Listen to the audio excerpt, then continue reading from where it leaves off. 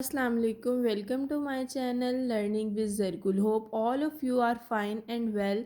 In this video I'll tell you about table of 5 and some multiplication questions. Let's start.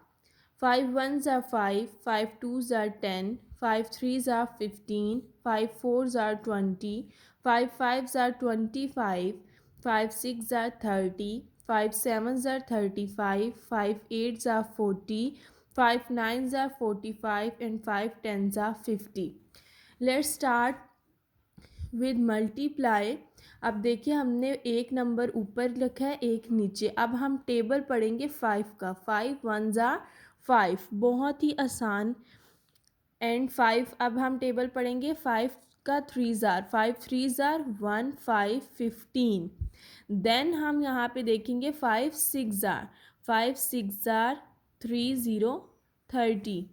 And then 5 nine are 4 5 45. अगर मैं यहाँ पे आपको कहूँ 5 0 50 और फिर यहाँ हम लिखें 5 तो मल्टीप्लाई करें, तो हम पहले 5 के ऊपर जो नंबर है उससे मल्टीप्लाई करेंगे. हमेशा ये बात याद रखनी है.